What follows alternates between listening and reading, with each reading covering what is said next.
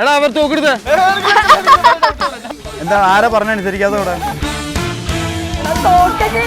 പള്ളിപ്പെരുന്നാൾക്കുള്ള കളിത്തോക്കല്ല ഇത്.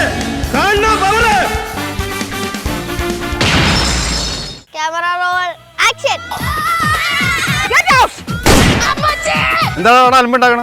ഒന്നുമില്ല Shaina. Get out. അമ്മയും അച്ഛനും വന്നിട്ടുണ്ടോ? സ്വപ്നത്തിൽ അങ്ങനെ ആരോ വന്ന് പറഞ്ഞു, മോനെ നീ അടിവായിട്ടുള്ള പേരുള്ള സിനിമകൾ ഷൂട്ട് ചെയ്യും, നിനക്ക് വിജയം ഉറപ്പാന്ന്. അടുത്ത സിനിമ ഞായറാഴ്ച താങ്കമാട്ടെ നീ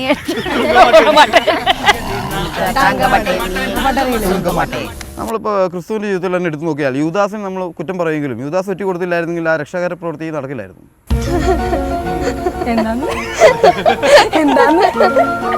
മനസ്സിലായോ?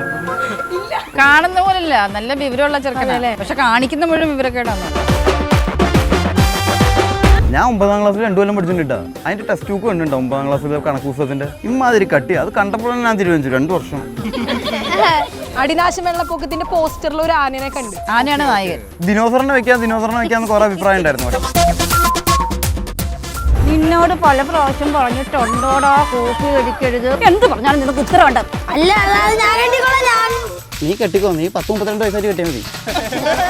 ഹിന്ദു നദി തട സംസ്കാരം എന്താണ്? ദൈവമേ, മൂർഖനെയാണല്ലോ ചവിട്ടിയത്. ഇതാണ് കോപ്പിയടി. ഇതാണ് ശരിക്കും കോപ്പിയടി.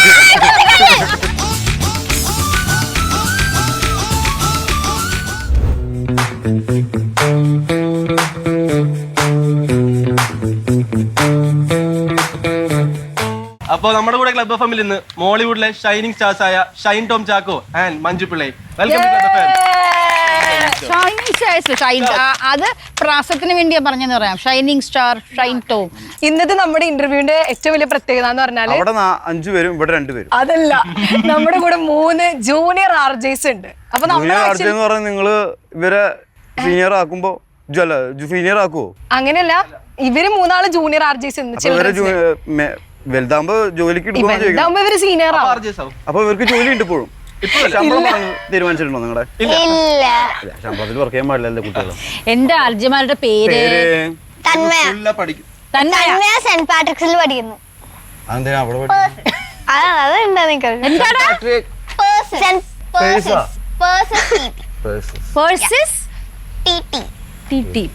ഞാൻ കേട്ടിട്ടുണ്ട്. എന്താണ് എന്റെ അർത്ഥം? പ്രത്യേകിച്ച് മീനിങ് ഒന്നും ബൈബിൾ നെയിം ആയതുകൊണ്ട് ഇട്ടതാ. ഓക്കെ, മോന്റെ പേരെന്താടാ? ക്ലാരൻസ്. ക്ലാരൻസ്. ക്ലാരൻസ് ഏത് സ്കൂൾ പഠിക്കുന്നു? Saint Ann's Public School. Saint Ann's എന്ന് പറഞ്ഞ പെൺകുട്ടികളുടെ സ്കൂളല്ലേ? അല്ല, ഞാൻ അവിടെ നോക്കാൻ പോകാറുള്ള ഞാൻ കൊണ്ടാക്കാൻ പോകാറുള്ള സെന്റ് ആൻസ് പെങ്ങളുടെ സ്കൂളാണ്. ഈ അടിനാശം വെള്ളപ്പൊക്കം സിനിമയെ പറ്റി ആദ്യം ചോദിച്ചു തുടങ്ങാം. ആ പേര് കേൾക്കുമ്പോ തന്നെ അടിനാശം വെള്ളപ്പൊക്കം, something fishy, like full of എന്തോ. കാരണം വെള്ളമല്ലേ, ഫിഷ് ആവാൻ വഴിയുണ്ട്. ശരിക്കും എങ്ങനെയാ ആ പേര് വന്നേ? എന്താ ഈ സിനിമയില് ഉള്ളത്? ആക്ച്വലി ഈ ചോദ്യം ഡയറക്ടറോടാണ് ചോദിക്കേണ്ടത്. ഡയറക്ടറോട് ഞങ്ങൾ ചോദിച്ചിട്ട് ഉത്തരം പറയും. ഡയറക്ടർ, എങ്ങനെയാ പേര് വന്ന്? ഡയറക്ടർ ആക്ച്വലി അടികപ്പേരെ കുട്ടമണിയായിരുന്നു ഡയറക്ടറുടെ ഫസ്റ്റ് മൂവി. അതുണ്ടോ? പിന്നെ അത് കഴിഞ്ഞിട്ട് ഉറിയടി എന്ന് പറഞ്ഞ സിനിമ ചെയ്തു. അപ്പൊ അവൻ എന്തോ സ്വപ്നത്തിൽ അങ്ങനെ ആരോ വന്ന് പറഞ്ഞു, മോനെ നീ അടിവായിട്ടുള്ള പേരുള്ള സിനിമകൾ ഷൂട്ട് ചെയ്യും, നിനക്ക് വിജയം ഉറപ്പാന്ന്. അങ്ങനെ ഇട്ടതാ. അതുകൊണ്ടാണ് എല്ലാ പടങ്ങൾക്കും മറ്റേ എൻഡിലായിരുന്നെങ്കിൽ ഇത് രണ്ടും തുടക്കത്തിലും അടിയുണ്ടായിരുന്നു. അടുത്ത സിനിമ നീ ഞായറാഴ്ച താങ്കമാട്ടെ നീ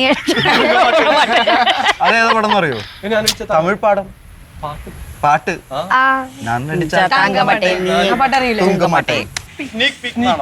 അതില് സാറായിട്ടാണ് പോർട്രേ ചെയ്തേക്കുന്നത് ഷൈൻ ടോമിനെ. തോന്നുന്നില്ലേ? തോന്നുന്നുണ്ട്, നല്ലോണം തോന്നുന്നുണ്ട്. ഓക്കെ, അപ്പൊ ആ റോളിൽ എനിക്ക് തോന്നുന്നത് ഒരു ഡോണിഷ് ടച്ചും ഉണ്ട്, ഒരു ഗ്രേഷ് ടച്ചും ഉണ്ട്. അതായത് ഇത്രയും പേരുടെ അണ്ടറിൽ വരുന്ന ഒരാളാണല്ലോ, അല്ലെങ്കിൽ ഇത്രയും പേര് അണ്ടറിൽ വരുന്ന ഒരു മേലധികാരിയാണല്ലോ ശരിക്കും ഈ പ്രൊഫസർ അല്ലെങ്കിൽ പ്രിൻസിപ്പാൾ എന്നൊക്കെ പറഞ്ഞാൽ. ഒരു ലോകം തന്നെ ഭരിച്ചുകൊണ്ടിരിക്കുന്നതാണല്ലോ ശരിക്കും, കുട്ടികളുടെ ലോകമാണെന്ന് മാത്രം. അപ്പൊ ഒരു അണ്ടർവേൾഡ് ഡോൺ പറയാം ശരിക്കും. കാരണം ഇത്രയും പേരെ മേയ്ക്കാമെങ്കിൽ ലോകത്ത് വേറെ എന്തും മേയ്ക്കാം എന്നാണ് ഞാൻ പഠിച്ചിട്ടുള്ളത്. കാരണം പ്രിൻസിപ്പാളാണ് ഇരിക്കുന്നത് ആ കോളേജിൽ. പ്രിൻസിപ്പാളായിരുന്നു ഞാൻ എന്ന് പറയുന്നത്. റോളിനെ കുറിച്ച് പറയാമോ? റോളിനെ കുറിച്ചും ടീച്ചർ റോളിനെ കുറിച്ചും. സോറി, എന്തുകൊണ്ടാണ് ഡോൺ ടച്ച് ഉള്ള ഒരാളെ സ്കൂളിൽ അപ്പോയിന്റ്മെന്റ് അതെ സാറാക്കി അത് ആ അപ്പോയിന്റ്മെന്റിനെ കുറിച്ച് നമ്മൾ വളരെ ഔദ്യോഗികമായി സംസാരിക്കുകയാണെങ്കിൽ സിനിമ റിലീസ് ചെയ്ത് വരേണ്ടി വരില്ല. ഇല്ല, കഥ മുഴുവൻ പറയേണ്ടി വരും. നിങ്ങൾക്ക് അങ്ങനത്തെ ഒരു മാഷിനെ ഇഷ്ടമാണോ ഇഷ്ടമല്ലേ? അല്ല, ഇത് എന്താന്ന് വെച്ച് കഴിഞ്ഞാൽ ഇങ്ങനത്തെ ഒരു പ്രിൻസിപ്പാൾ ആണെങ്കിലോ എങ്ങനെ സ്ട്രിക്റ്റ് പ്രിൻസിപ്പാൾ ആണോ? ചിൽ ചില്ലാണ് ഞങ്ങൾക്ക് ഇഷ്ടം. ചില്ലെന്ന് പറഞ്ഞാൽ ചില്ലാണോ? കൂള് ലിബർട്ടി എഞ്ചിനീയറിംഗ് കോളേജിൽ പ്രിൻസിപ്പൽ, ആ കോളേജ് ഞാൻ ഓൺ ചെയ്യുന്നത് എൻ്റെ കോളേജാണ്. എൻ്റെ അല്ല, എൻ്റെ അമ്മായിപ്പൻ്റെ കോളേജാണ്. എൻ്റെ ഹസ്ബൻഡായിട്ട് ചീത്ത വിളിച്ചല്ലേട്ടാ ശരിക്കും. അല്ല, എൻ്റെ ഹസ്ബൻഡായിട്ട് അശോകേട്ടനാണ് അഭിനയിക്കുന്നത്. അശോകൻ്റെ അച്ഛൻ്റെ കോളേജാണ്. അശോകൻ്റെ കയ്യിലിരിപ്പ് കാരണം അത് മരുമോളുടെ പേരിൽ എഴുതി വെക്കുകയും അത് മരുമോൾ നടത്തിക്കൊണ്ട് പോവുകയും ആ ഭാര്യയ്ക്ക് എങ്ങനെയൊക്കെ പാര വയ്ക്കാമെന്ന് ആലോചിക്കും. കാരണം പുള്ളി ആകെ അവിടെ ലൊക്കേഷനിൽ കോളേജിൽ വരുന്നത് അവിടെയുള്ള തെങ്ങിൽ നിന്ന് തേങ്ങ എടുത്ത് വിറ്റ് വരുമാനം, അവിടെ നിന്നുള്ള അങ്ങനെയുള്ള വരുമാനങ്ങൾ, അല്ലാതെ കോളേജിന് വേണ്ടി ഒന്നും ചെയ്യുന്നില്ല. ഞാനാണ് കോളേജ് റൺ ചെയ്യുന്നത്. അപ്പോൾ ആ കോളേജിലേക്ക് പിള്ളേരെ മേയ്ക്കാനായിട്ട് ഞാനായിട്ട് കൊണ്ടുവരുന്ന ഒരു മോട്ടിവേഷൻ സ്പീക്കർ അല്ലെങ്കിൽ മോട്ടിവേഷൻ ട്രെയിനർ അങ്ങനെയൊക്കെ പറയാം, കൗൺസിലർ എന്നൊക്കെ പറയാം, ആണ് സണ്ണി. പക്ഷെ കള്ളപ്പേരിലാണ് വരുന്നത്, അതൊന്നും അല്ല പേര്. പേര് പറഞ്ഞാൽ അതുകൊണ്ട് പിന്നെ ലാസ്റ്റ് എന്നെ തന്നെ ചതിക്കൂ ആര്? ഐ മീൻ അങ്ങനെയല്ല, നല്ലവനല്ല എന്ന് ലാസ്റ്റ് മനസ്സിലായിട്ട്. പ്രിൻസിപ്പളോട് ഒരു കാര്യം പക്ഷെ ഞാൻ ചതിക്കാത്തവനാണ്. ലാസ്റ്റും വിളിച്ചു പറഞ്ഞിട്ടാ പോണേ, ടീച്ചറെ അത് തിന്നല്ലേ. ഇല്ല, പടത്തിൽ ഇപ്പൊ സണ്ണി ക്യാരക്ടർ ഒരു മോട്ടിവേഷൻ അങ്ങനെയാണെന്ന് പറയും, മോട്ടിവേഷൻ സ്പീക്കർ ആവരുത് എന്നുള്ളതും ഒരു മോട്ടിവേഷൻ. അതല്ല, റിയൽ ലൈഫിലാണെങ്കിൽ എങ്ങനെയായിരിക്കും ആളൊരു മോട്ടിവേഷൻ തരുന്ന, അങ്ങനെയൊക്കെ ചോദിക്കുകയാണെങ്കിൽ? ഷൈൻ എനിക്ക് പേഴ്സണലി അറിയാവുന്ന ഒരു റിയൽ ലൈഫ് മോട്ടിവേറ്റർ അല്ലല്ല. ഷൈൻ ഞാൻ നേരത്തെ പറഞ്ഞു ഒരു ഗുഡ് സോളാണ് ഷൈൻ. ആക്ച്വലി ശരീരമാകുമ്പോ കുറച്ച് ദുഷിപ്പൊക്കെ ഉണ്ടാവും. അതുണ്ടടാ നിനക്ക്? ഒരാളെങ്കിലും സമ്മതിച്ചു. ദുഷിപ്പില്ലാത്ത ഏത് മനുഷ്യനുണ്ട്, അങ്ങനെ പറയരുത്. അപ്പൊ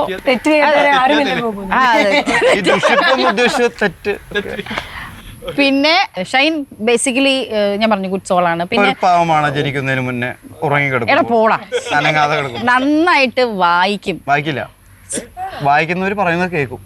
എന്നാൽ പോലും ആ നമ്മളോട് സംസാരിച്ചാൽ പലതിനെ കുറിച്ചും സംസാരിക്കുമ്പോൾ നല്ല അത് വിവരമുള്ളവനെ പോലെ അഭിനയിക്കുന്നതാണോ ഇനി? ആക്ച്വലി എന്റെ അനിയൻ നന്നായിട്ട് വായിക്കും. വായിക്കുന്നവര് പറയുന്ന സമയത്ത് കേട്ടിരിക്കും.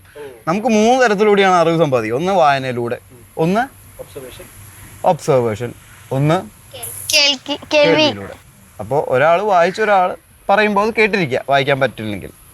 അല്ലെങ്കിൽ പിന്നെ അയാളുടെ അനുഭവം. വായിക്കുന്നത് എന്തിലൂടെയും അറിവ് നേടുക എന്നുള്ളൊരു കഴിവ് ഓരോരുത്തർക്കും ഓരോ രീതിയായിരിക്കും. ചിലവർക്ക് വായനയിലൂടെ ആയിരിക്കും കിട്ടുക, ചിലവർക്ക് കേൾവിയിലൂടെ ആയിരിക്കും, ചിലവർക്ക് അനുഭവ പാഠത്തിലൂടെ. കാണുന്ന പോലല്ല, നല്ല വിവരമുള്ള ചെറുക്കനല്ലേ. വിവരക്കേടായിരുന്നു കൂടുതല്, പക്ഷെ കാണിക്കുന്ന മുഴുവൻ വിവരക്കേടാന്നുള്ളൂ. വിവരക്കേടാണല്ലോ കാണാനൊരു രസം അല്ലേ? 4 പേര് വരുമ്പോ അടിച്ച് പൂസായി വരുന്ന ഒരാളെ കാണാനുള്ള രസം അല്ലേ? ബാക്കിയുള്ളവർ ഭയങ്കര ഡീസന്റ് ആയിട്ട് നടന്നു വരും അല്ലേ? സത്യം, ഫൺ അതിലാണല്ലോ. മതിയായി. നിങ്ങളുടെ സ്കൂൾ ജീവിതത്തിൽ അത് ഭയങ്കര മോശമായിട്ടുള്ള ഒരു അവസ്ഥയാണ്. സ്കൂളിൽ പഠിക്കുമ്പോ ഏറ്റവും കൂടുതൽ വഴക്കേട്ട എന്തിനായിരിക്കും? എനിക്ക് വഴക്കേട്ട പഠിപ്പിലല്ല, എന്തായാലും പഠിക്കണേക്കാട്ടും മുമ്പ് പറഞ്ഞേക്കണല്ലോ. അപ്പൊ പഠിക്കില്ലായിരുന്നു. ഒരു ക്ലാസ്സിൽ ടീച്ചർ വന്നതിന് ശേഷം ആദ്യം പറഞ്ഞനുസരിക്കാത്തവരെയല്ലേ പിടിക്കുക. അതിനുശേഷം അല്ലേ ടീച്ചർ പറഞ്ഞ് മനസ്സിലാവാത്തവരും അത് പറഞ്ഞ് കറക്റ്റായിട്ട് ഉത്തരം പറയാത്തവരും. അതിനു മുന്നേ നമ്മൾ ഗെറ്റ് ഔട്ടാ.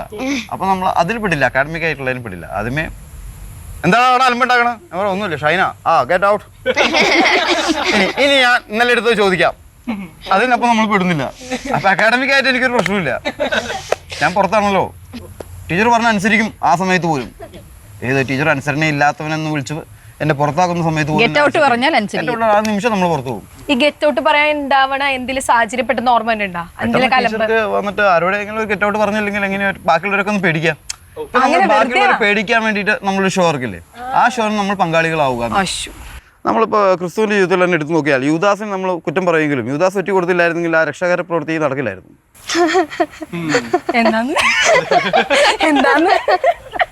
മനസ്സിലായോ? യൂദാസ് ഒറ്റ കൊടുത്തു, അപ്പൊ ക്രിസ്തു പിടിക്കപ്പെട്ടു എന്നാണ് പറയുന്നത്. ക്രിസ്തു വന്നത് രക്ഷാകര പ്രവൃത്തിയാണല്ലോ. അപ്പൊ യൂദാസ് വെട്ടി കൊടുത്തില്ലെങ്കിൽ ആ പ്രവൃത്തി അവിടെ നടക്കില്ലായിരുന്നല്ലോ. അതെ അതെ അത് വിചാരിച്ചിട്ട് നമ്മൾ യൂദാസ് ആവാൻ നിൽക്കരുത് പ്ലീസ്. അത് വെറും അങ്ങനെ പറഞ്ഞിട്ടുള്ളൂ. അതായത് ഓരോ സംഭവത്തിനും ഓരോരോ കാരണങ്ങളുണ്ട്. Everything happens four A reason. അതെ അല്ല എല്ലാത്തിനും ഒരു കാരണമുണ്ട്. അതാ ഉദ്ദേശിച്ചേ. ഇംഗ്ലീഷാ Same goes to you. ഞാൻ വഴക്ക് കേട്ടിട്ടുള്ളത് വർത്താനം പറഞ്ഞായിരിക്കും ക്ലാസ്സിൽ. അതന്നെ ഈ അനുസരണക്കേടെന്ന് പറയണത്. മിണ്ടാതിരിക്കുന്നു പറഞ്ഞാൽ അപ്പൊ സംസാരിച്ചു തുടങ്ങും. അതെന്തോ ഒരു ഇതല്ലേ നമ്മുടെ മിണ്ടലെന്ന് പറഞ്ഞ മിണ്ടലൊരു ത്വര വരില്ലേ? അങ്ങനെ പറയാനേ പാടില്ലായിരുന്നു ടീച്ചർ വന്ന വഴി. ടീച്ചർ വന്ന വഴിക്ക് തന്നെ എല്ലാവരും മിണ്ടിരിക്കും. വർത്താനം പറഞ്ഞതിനായിരിക്കണം. പെൺകുട്ടികൾ കുറച്ച് വർത്താനം പ്രിയരാണല്ലോ. ഇപ്പൊ ജനിച്ചിട്ട് ഏറ്റവും കൂടുതൽ വർത്താനം പറഞ്ഞു തുടങ്ങിയ പെട്ടെന്ന് വർത്താനം പറഞ്ഞു തുടങ്ങിയ പെൺകുട്ടികളാണെന്നാ പറയാ. ദേ അവൻ കണ്ടില്ലേ മിണ്ടായിരിക്കുന്നുണ്ട്. ഇതിലെ പെൺകുട്ടികളാണ് ഏറ്റവും കൂടുതൽ സംസാരിക്കുന്നത്. പക്ഷെ നമ്മൾ ഏറ്റവും കൂടുതൽ മിണ്ടുന്നത് ഷൈൻ ചേട്ടനാണ്. അതെ. അല്ല നമ്മളെ ഓരോ കാറ്റഗറി ആയിട്ട് കൂട്ടാനേ പറ്റില്ല. എന്താ ഞാനൊരു 43 വയസ്സുകാരൻ പ്രായത്തിലൊന്നും ഒരു കാര്യമില്ലല്ലോ. ഒരു കാര്യമില്ല എന്ന് പറഞ്ഞാൽ ചില സമയത്ത് അതിന്റെ കാര്യം വരും അല്ലേ? പിന്നെ ഇവന്റെ മനുഷ്യജന്മത്തിൽ കൂട്ടിയിട്ടില്ല. പ്രശ്നമില്ല. മനുഷ്യനായിട്ട് കൂട്ടില്ല. മനുഷ്യ ജന്മത്തിൽ കൂട്ടിയിട്ടില്ല. ജന്മം കൂട്ടാം. സ്കൂളിൽ ക്ലാസ് ലീഡർ ആയിട്ടുണ്ടോ? ഞാനായിട്ടുണ്ട്.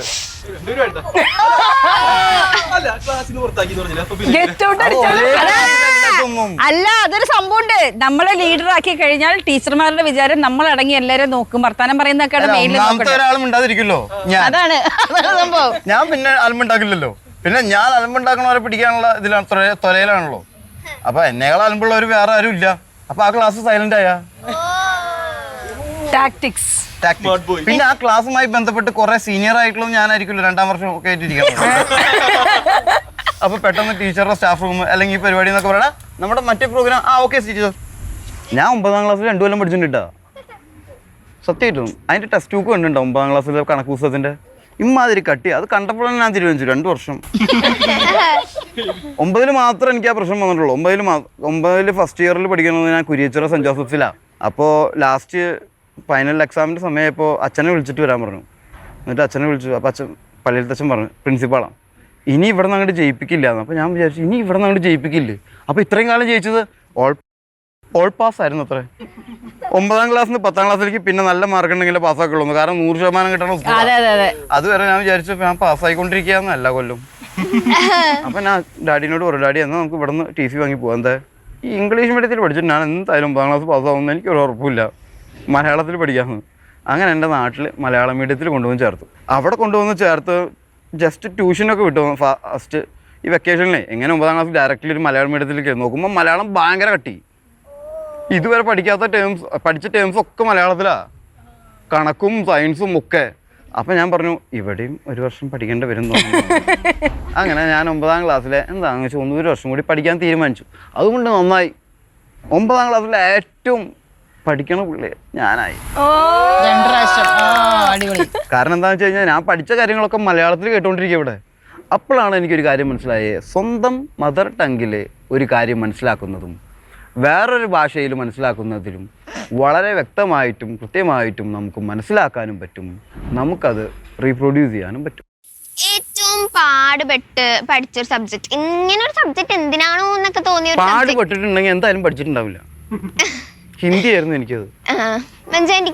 എനിക്ക് ഹിസ്റ്ററി. എനിക്ക് വർഷങ്ങൾ ഓർത്തു വെക്കാൻ ഭയങ്കര പാടായിരുന്നു. അതിന് മറ്റേ പാനിപ്പട്ട് യുദ്ധവും മറ്റേ അങ്ങേര് വന്ന് ഇറങ്ങിയ സമയവും സ്ഥലവും ഒക്കെ ഇങ്ങനെ അതിന്റെയൊക്കെ ഭയങ്കര പാടാ. ഞാൻ ഇപ്പൊ എന്താ വെച്ചാൽ ഇഷ്ടമുള്ള വർഷം എഴുതും, എന്നിട്ട് ബാക്കി കാര്യങ്ങൾ എഴുതി. ബാക്കിയുള്ളൊക്കെ എനിക്ക് 86% വിപ്ലവം എന്ന് പറഞ്ഞു. ഹിസ്റ്ററി പഠിച്ചിട്ടില്ല.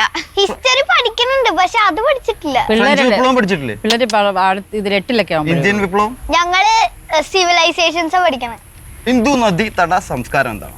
ഹിന്ദു നദി തട സിവിലൈസേഷൻ. ഇൻഡസ് വാലി എന്താണ്? Indus valley civilization. Indus valley civilization എന്താണ്? എവിടെയാണ് അത് ഉത്ഭവം? അത് പാകിസ്ഥാന്റെ ഇന്ത്യയുടെ അല്ല, ഹിന്ദു നദി ഒരു നദിയുടെ അവിടെയാണ്. ഇൻഡസ് റിവറിന്റെ അടുത്ത്. ഇൻഡസ്. എന്തുകൊണ്ടാണ് റിവറുമായി ബന്ധപ്പെട്ട് സിവിലൈസേഷൻ ഉണ്ടായിരുന്നത് അന്ന്?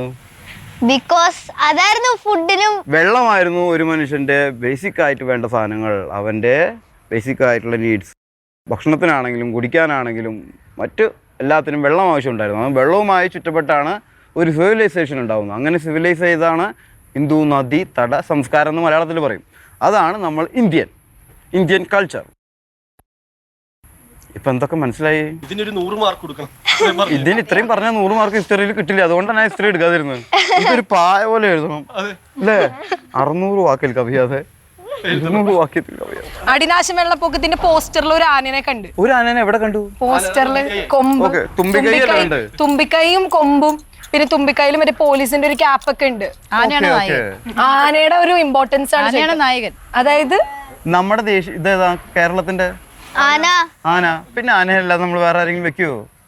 ദിനോസറിനെ വെക്കാന്ന് കുറെ അഭിപ്രായം ഉണ്ടായിരുന്നു. പക്ഷെ നമ്മൾ ദിനോസറിനെ കണ്ടിട്ട് ഒരു ഓഡീഷൻ റെഡി ആവാത്തത് കൊണ്ട് ദിനോസറിനെ മാറ്റി. ശരിയായില്ല. അല്ല, ഓഡീഷൻ റെഡി ആയില്ല. ദിനോസർ ഇതുവരെ ഓഡീഷൻ വന്നിട്ടില്ല. വിളിച്ചു പക്ഷെ വന്നില്ല. മരിച്ചതിന് ശേഷം വളരെ നൂറ്റാണ്ടുകൾ കഴിഞ്ഞിട്ട് ഹിറ്റായ ഒരു താരേതാ? ഡൈനോസർ. ആ കണ്ടാ, മരിച്ചതിന് നൂറ്റാണ്ടുകൾ കഴിഞ്ഞിട്ട് ഒരു സ്റ്റാർ ഹിറ്റ് ആവണം. അമ്മയും അച്ഛനും വന്നിട്ടുണ്ടോ? വന്നിട്ടുണ്ട്. അമ്മയും അച്ഛനും എന്നെ വഴക്ക് പറയാറുണ്ട്. നല്ലതാണ്, എനിക്കും കുറെ കേട്ടിട്ടുണ്ട്. മൂത്തൂർ ചൊല്ലും മുതുനെല്ലിക്ക ആദ്യം കക്കും പിന്നെ മധുരിക്കും. നെല്ലിക്ക കഴിക്കാതിരുന്ന മതിയില്ലേ? അപ്പൊ അങ്കള അല്ലെങ്കിൽ മാഞ്ചു ആന്റീന എന്താ ആരാ പറഞ്ഞനുസരിക്കാതെ അവിടെ?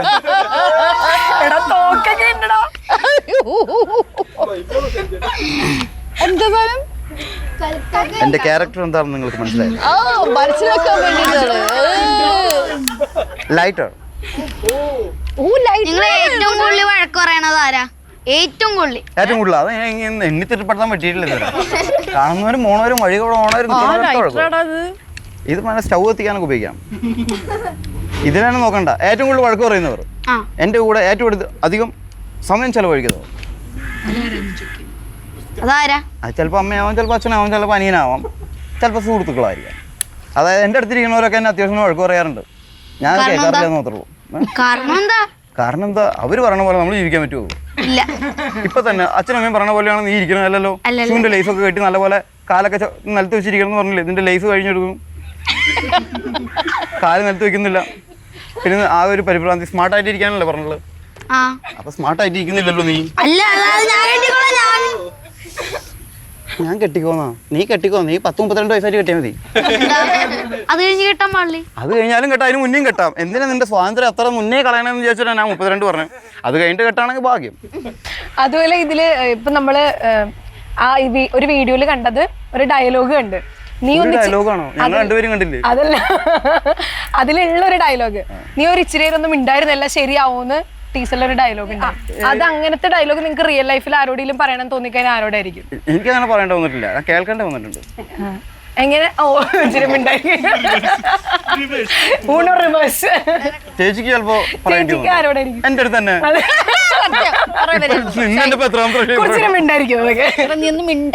എത്ര പ്രാവശ്യം പറഞ്ഞു?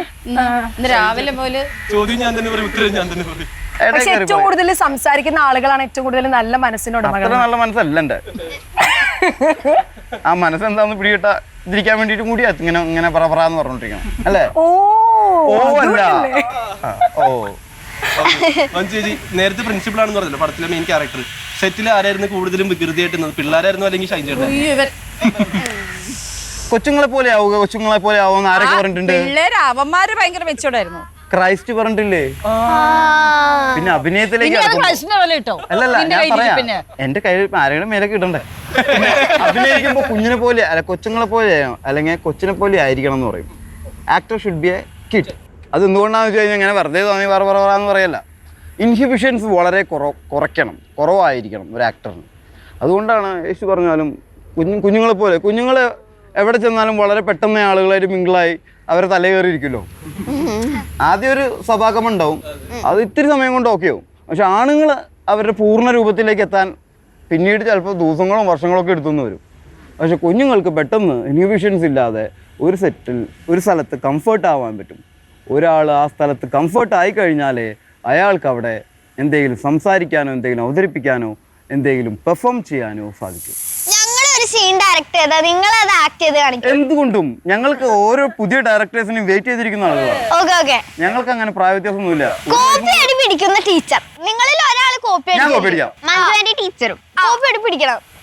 അതിന് ആദ്യം പെനും പേപ്പറൊക്കെ വേണ്ടേ? ഇത് കൊടുത്തോ ഈ പേപ്പറും. കോപ്പി അടിക്കണ പെന്നും പേപ്പറും തുണ്ടുവെള്ളമൊക്കെ വേണ്ടേ? ഇതൊന്നുമില്ലാതെ എങ്ങനെ അഭിനയിക്കണം? മോണാക്ടാണോ? Okay camera roll action. Copy അടിക്കണോട്ടാ. വെല്ലോന്റെ പേപ്പറിൽ നോക്കിയൊക്കെ ഇരിക്കും. അപ്പുറത്തൊരു ചേട്ടൻ ഇരിപ്പുണ്ട്.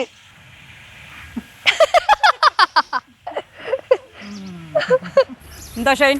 എന്താ ഞാനൊന്ന് ചൊറിഞ്ഞതാ ടീച്ചർ. എന്താ ചൊറിയാനും പാടില്ലേ എക്സാം ഹോളിൽ? ഇത്തിരി ചൊറിച്ചില് കൂടുതലാണല്ലോ. അല്ല അത് ഞാൻ തന്നെ ചൊറിഞ്ഞ് മാറ്റിക്കോളാം.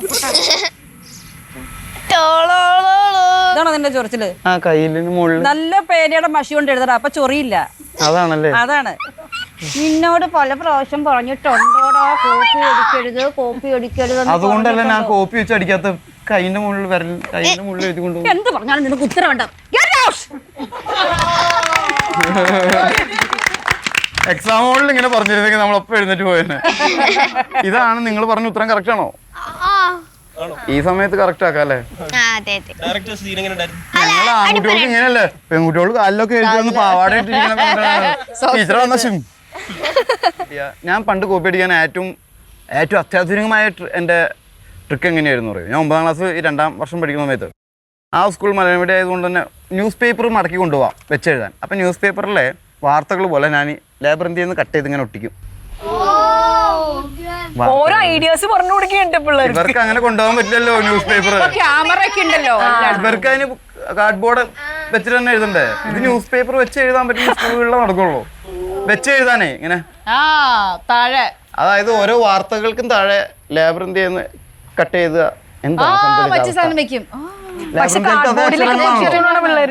ടീച്ചർ നോക്കുമ്പോ വാർത്തകളായിരിക്കും, നമ്മൾ നോക്കുമ്പോ ഒക്കെ ഉത്തരങ്ങളായിരിക്കും. ഇത് കാണുന്ന ഷൈനെ പഠിപ്പിച്ച ടീച്ചർമാരൊക്കെ ഇരുന്ന് ശാപിക്കുമായിരിക്കും. ഇല്ലല്ല, അവര് നേരത്തെ ശപിച്ചിട്ടുണ്ടായിരിക്കും. സിനിമയില് കോപ്പി അടിക്കേണ്ട അവസരം ഉണ്ടായിട്ടില്ല. അതെ, അതല്ല ഡയറക്ടർ ഓൾറെഡി കോപ്പി അടിച്ചിട്ടാണല്ലോ നമ്മുടെ അടുത്തേക്ക് വരിക. അയ്യോ, ചില ഡയറക്ടേഴ്സ് അല്ല കോപ്പി അടിച്ചാലും അത് ഉണ്ടാക്കണ്ടേ? ഇപ്പൊ ദോശ ഉണ്ടാക്കണ കണ്ടു എന്ന് വെച്ചിട്ട് നമുക്ക് ഇപ്പുറത്ത് ദോശ ഉണ്ടാക്കാൻ പറ്റുമോ? ഇല്ല, നമ്മള് നന്നായിട്ട് ഉണ്ടാക്കണമല്ലോ. നമ്മള് അടുപ്പ് കണ്ടുപിടിച്ച് ചൂടാക്കി കത്തിച്ച് ഇത് വെച്ച് ദോശമാവ് അരച്ച് ഒഴിക്കണ്ടേ? കോപ്പിയടി സിനിമയിൽ അത്ര പ്രായോഗികമല്ല. ഞാൻ നോട്ടിട്ട് വെക്കാൻ പറ്റില്ല. അപ്പൊ കോപ്പിയടി കഴിഞ്ഞാ അപ്പൊ ഞാൻ എടുത്ത് വെക്കട്ടെ. ഇത് ആരുടെ കള്ളസ്? ചോദ്യങ്ങളൊക്കെ വേഗം മനസ്സിലാക്കാൻ നമുക്ക്. ഇതാണ് കോപ്പിയടി.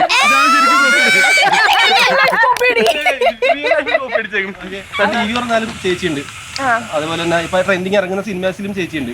ഏതാണ് പാട്? ജഡ്ജിങ് ആണോ അതോ അഭിനയിക്കാനോ? പാടാനാണ് പാട്. സത്യം. പാട് ഏതാ? ജഡ്ജ് ചെയ്യാനാണോ അതോ അഭിനയിക്കാനാണോ പാട്? ജഡ്ജ് ചെയ്യാനായിരിക്കും. ആദ്യം ആ സംഭവം എന്താന്ന് അറിയണം. ഞാൻ ജഡ്ജ് ചെയ്യാൻ അറിഞ്ഞിട്ട് തന്നെ ഇരിക്കണേ. കെവിൻ ചെയ്യുന്ന മിമിക്സ് പരേഡ് പോലെയുള്ള പരിപാടികൾ നിങ്ങൾ ചെയ്തിട്ടുണ്ടോ ചെറുപ്പത്തിൽ? ഇല്ല, അതല്ലല്ലോ. മിമിക്രി ചെയ്തിട്ടുണ്ടോ? മിമിക്രി ചെയ്തിട്ടില്ല. മിമിക്സ് പരേഡ് പോലത്തെ അങ്ങനത്തെ കോമിക് പരിപാടികൾ ചെയ്തിട്ടുണ്ടോ? അതല്ലല്ലോ അവിടെ ചെയ്യണേ. അല്ല, എന്നാലും അത് ചെയ്തിട്ടുണ്ടോ? മിമിക്രി അല്ല അവിടെ ചെയ്യണേ. ഞാൻ ചെയ്തിട്ടില്ല. നാടകം ചെയ്തിട്ടില്ല?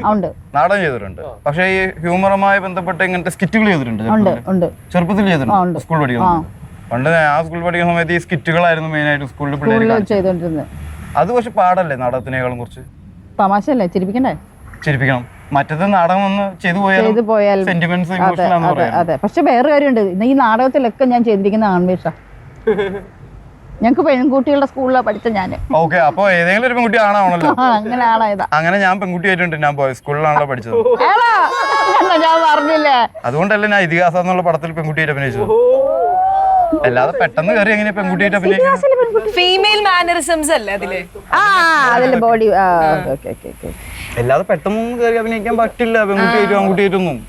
ആൺകുട്ടിയായിട്ട് അഭിനയിക്കാൻ പിന്നെയും ഒരു ചളിപ്പില്ലാന്ന് ചെയ്യാം. പക്ഷെ ആൺകുട്ടി ഒരു പെൺകുട്ടിയുടെ വേഷം കെട്ടി അഭിനയിക്കാന്ന് പറഞ്ഞാൽ അതും ബോയ്സ് സ്കൂളിൽ പിന്നീട് അവൻ പെൺകുട്ടിയിൽ തന്നെ വിളിക്കപ്പെടുക. ജാനേ ജാനേ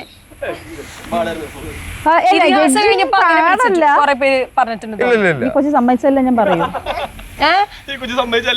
ഏത് കൊച്ചു പിന്നെ അത് അടങ്ങിയിരിക്കുമ്പോ അവിടെ നിന്ന് തുടങ്ങും. നമുക്ക് മാറിയത് നിങ്ങളൊരു സൈഡിൽ പോകും, ഞങ്ങളൊരു സൈഡിൽ 4 ക്യാമറ ഉണ്ട്. അതിൽ ഓരോ ക്യാമറ ഞങ്ങൾക്ക് തരും. പാട് ജഡ്ജ് ചെയ്യാനുള്ളതാണ്. കാരണം അതിൽ നിന്ന് ഇപ്പൊ ആക്ടിങ് എന്ന് പറയുമ്പോൾ നമ്മൾ സ്ഥിരം ചെയ്തുകൊണ്ടിരിക്കുന്ന കാര്യമായതുകൊണ്ടും നമുക്ക് പെട്ടെന്ന് വരും. പക്ഷെ ഈ ജഡ്ജിങ്ങിനെന്ന് വെച്ചാൽ നമ്മൾ ഒരു ഭാഗത്ത് അതെല്ലായിടത്തും അങ്ങനെയാണ്. മാറിപ്പോയാൽ നമ്മളെ ഭയങ്കരമായിട്ട് ക്രൂശിക്കും. അതെന്താ അങ്ങനെ മാറിപ്പോയിട്ടൊന്നുമില്ല. നമുക്ക് അവിടെ എല്ലാവരും ഫാമിലിയാണ്, എല്ലാവരും ഒരുപോലെയാണ്. അവിടെ നിന്നിട്ട് ഇന്ന ആൾക്ക് ഇത്രയും കൂടുതൽ കൊടുക്കുക, ഇന്ന അത് അങ്ങനെയൊന്നും ഇതുവരെ ചെയ്തിട്ടില്ല. അത് അവർക്ക് തന്നെ അറിയാം. പിന്നെ ഒരു കാര്യമുണ്ട്, അവിടെ ഷൂട്ട് ചെയ്ത് TV വരുമ്പോൾ നമ്മളൊട്ടും ചിരിക്കാത്തത് ചിലപ്പോൾ ചിരി വരും, എഡിറ്റ് ചെയ്ത് കട്ട് ചെയ്ത് അവരുടെ എക്സ്പ്രഷനൊക്കെ ഇട്ട് വരുമ്പോൾ. ചിലത് ഭയങ്കരമായിട്ട് ചിരിച്ചത് ചിരിയും വരില്ല. അങ്ങനെ ഒരു പ്രശ്നമുണ്ട് അതിന്. പിന്നെ ജഡ്ജസ് 3 പേരാണെങ്കിലും 3 പേർക്കും ചിലപ്പോൾ 3 ടേസ്റ്റ് ആയിരിക്കും. ചിലവർക്ക് ചിലത് ഇഷ്ടപ്പെടും, ചിലർക്ക് ചിലത് ഇഷ്ടപ്പെടില്ല, ചിലതിന് ചിരിക്കും, ചിലതിന് അങ്ങനെയാണ്. അപ്പൊ മാർക്ക് ഇടുന്ന സമയങ്ങളിലും അവർക്ക് അതിന്റെ വ്യത്യാസങ്ങൾ ഉണ്ടാവും. അത് ഇപ്പം ഇന്നിപ്പോ നമ്മള് കുട്ടികളുടെ കൂടെ ഇരിക്കുകയാണ്. അപ്പൊ കുട്ടികളുടെ കൂടെ ഇരിക്കാറുണ്ട്. അപ്പൊ നിങ്ങൾ നിങ്ങളുടെ ചൈൽഡിനോട് ലൈക്ക് അതായത് നിങ്ങളുടെ ചൈൽഡ് അല്ല, നിങ്ങളുടെ പാസ്റ്റ് ചൈൽഡ്ഹുഡ് തിരിഞ്ഞു നോക്കുവാണെങ്കിൽ ഇപ്പൊ നിങ്ങളൊരു കാര്യം പറയണമെന്നുണ്ടെങ്കിൽ അതെ, എങ്ങോട്ടും ഇങ്ങോട്ട് വരണ്ട, അധികം കുറച്ച് അവിടെ തന്നെ ചില്ല് ചെയ്തിട്ട് അതാണ് പറയുന്നത്. നമ്മളിടയ്ക്ക് എല്ലാവരും പറയില്ലേ സ്കൂൾ കാലഘട്ടം തന്നെയായിരുന്നു നല്ലതെന്ന്. ഇവിടുന്ന് പോകേണ്ടത് സ്കൂളിൽ പഠിക്കുമ്പോൾ എന്തെങ്കിലും ജോലി കിട്ടിയോന്ന് പറയും. ജോലി കിട്ടിയ പറയും സ്കൂൾ കാലഘട്ടം തന്നെയായിരുന്നു. ഞാൻ പക്ഷെ അങ്ങനെ പറയാറില്ല. നമുക്ക് തോന്നിയ പോലെ ജീവിക്കാൻ പറ്റില്ലല്ലോ സ്കൂളിൽ പഠിക്കുമ്പോ അല്ലേ. ഇപ്പൊ എപ്പോ വേണമെങ്കിലും ഇറങ്ങി പോവാ, എപ്പോ വേണമെങ്കിലും കയറി വരാം. ചീത്ത കേട്ടാ മതി, അടി കിട്ടില്ല.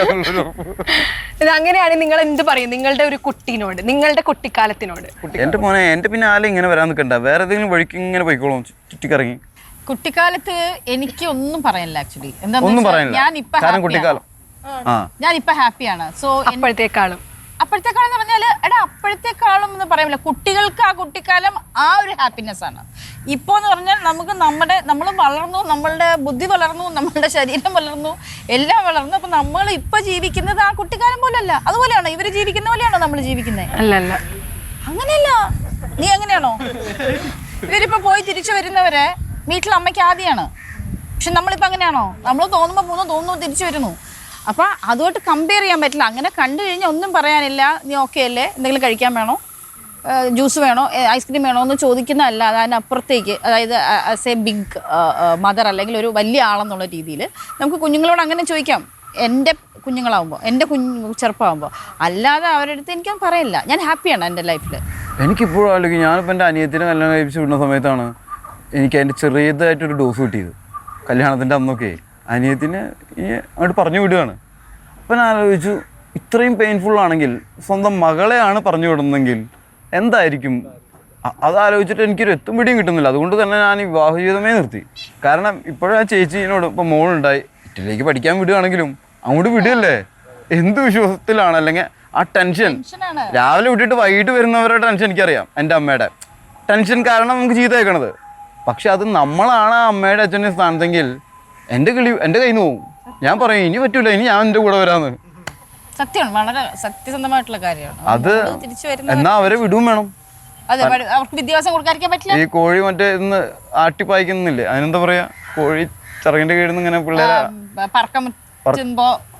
വിടണം. അങ്ങനെ വിടുവും വേണം, എന്നാലേ അവനും പറക്കാൻ പറ്റുള്ളൂ. പക്ഷെ ആ വിടുക എന്ന് പറഞ്ഞു കഴിഞ്ഞാൽ നമ്മൾ എന്തെന്ന് വിചാരിച്ചിട്ടായിരിക്കണം. കാരണം എന്നെ പോലെയുള്ള കുരിശിപ്പ് ആൾക്കാരല്ലേ ഈ ലോകത്തുള്ളത്, അതെനിക്കറിയാലോ.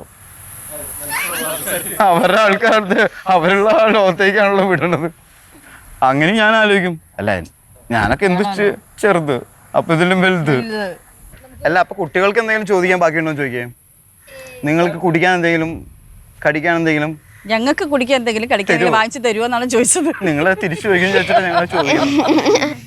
ഞങ്ങൾ രണ്ടുപേരും ഇന്റർവ്യൂ ചെയ്തിട്ട് തോന്നി അങ്ങനെ തന്നെയായിരിക്കില്ല ഇന്റർവ്യൂ. ഞങ്ങൾ കോമഡി ആണെന്ന് തോന്നിയല്ലേ? ഫണ്ണിയാണെന്ന് ഉദ്ദേശിച്ചത്. ഞങ്ങളുടെ അവിടെ പറയാം, അതുപോലെ ഫൺ മൂവിയാ. ഏതാ പടത്തിന്റെ പേര്? അടികപ്പിയാരെ കൂട്ടമണി കണ്ടിട്ടുണ്ടോ? അതിന്റെ ഡയറക്ടറാണ് ദോണ്ട ആയിരിക്കണ. അതില് പ്രേതം ഉണ്ടായിരുന്നില്ലേ? അതിന് വരാൻ ഞാൻ അതിന് വരെ ഒരു ആനയുണ്ട് ഈ പടത്തില്. ആനയുടെ പേരെന്താണെന്നറിയോ? സാധു. വളരെ സാധുവായ ഒരു ആന. സാധു അവസാനം അതിന് കലി ഇളകണം എന്നാണ് ആ സാധു. അപ്പൊ December 5 റിലീസ് ആവും. അന്ന് തന്നെ കണ്ടില്ലെങ്കിൽ 6 കണ്ടാലും മതി, അല്ലെങ്കിൽ 7 5 വെള്ളിയാഴ്ച അല്ലേ, ശനി ഞായറാഴ്ച കണ്ടാലും മതി. 7 ഞായറാഴ്ച അല്ലെങ്കിൽ ശനിയാഴ്ച കണ്ടാലും മതി, അല്ലെങ്കിൽ വെള്ളിയാഴ്ച തന്നെ പോയി കണ്ടോ. എന്നിട്ട് ഫ്രണ്ട്സിനോട് പറയണം ആ ചേട്ടൻ്റെ ചേട്ടനല്ല അങ്കിളിന്റെ ആന്റിയെയും അങ്ങനെ പറഞ്ഞു ചേട്ടൻ ചേച്ചി കുഴപ്പമില്ല ചേട്ടനും ചേച്ചിയാലും ചേട്ടനെയും കുഴപ്പമില്ല. ഇപ്പൊ പേര് പറഞ്ഞാലും കുഴപ്പമില്ല. അതെ ചേച്ചിയും ഞങ്ങൾ ഇന്റർവ്യൂ ചെയ്താണ് അതുകൊണ്ട് ആ പടം അങ്ങനൊന്നും മാത്രം പറയേണ്ടി വരില്ല. ഇതൊരു ഫൺ മൂവിയാണ്, പറയാതെ തന്നെ എല്ലാവരും പോയി കണ്ടോളൂ. തിയേറ്ററിലാണ് കണ്ടത്. സിനിമ എപ്പോഴും എക്സ്പീരിയൻസ് ചെയ്യേണ്ടത് എവിടെയാണ്? തിയേറ്റർ. തിയേറ്ററിൽ കണ്ടാലാണ് നമ്മുടെ ഉള്ളിൽ കയറുള്ളൂ. ഉള്ളിൽ കയറിയാലാണ് നമ്മുടെ ഉള്ളിൽ അതിനോടുള്ള ഇഷ്ടമുണ്ടെങ്കിൽ പുറത്തു വരുള്ളൂ. അതിന്റെ അടിനാശം വെള്ളപ്പൊക്കം. എടാ അവർ തൂക്കെടുത്ത് ഈ പിള്ളേരൊക്കെ ഓർത്തിരിക്കുന്നുണ്ട്, നീ ഓർത്തിരിക്കുന്നില്ല ഇപ്പൊ.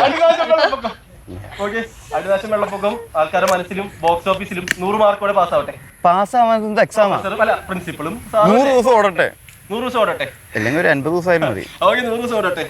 അപ്പൊ thank you for coming to club FM. അല്ല ക്ലബ് എഫ്എം. അല്ലത് ക്ലബ് എഫ്എമ്മിന്റെ പരിപാടി നിങ്ങളെന്താ വിചാരിച്ചത്? ഇതെന്താ ഇതേതാ പരിപാടി? കുറച്ചുകൂടി ഇതെന്താ പറയൂ. പറയൂ, എന്താ? അല്ലാതെ സ്കൂളിൽ എന്തെങ്കിലും പരിപാടി വിചാരിച്ചോ? നിങ്ങളോട് എന്ത് പരിപാടി എന്നോട് പറഞ്ഞു? Club FM interview. Interview club F M പറഞ്ഞല്ലോ. ഞാൻ പറഞ്ഞു club F M club FM 94.3 ton കണക്കിന്. അപ്പൊ പിന്നെ നമ്മൾ ഇത്തിരി ഫൺ ആയില്ലെങ്കിലല്ലേ പ്രശ്നം. ക്ലബ് എഫ്എം 94.3 ടൺ കണക്കിന് ഫൺ. കസര ഉണ്ടല്ലോ.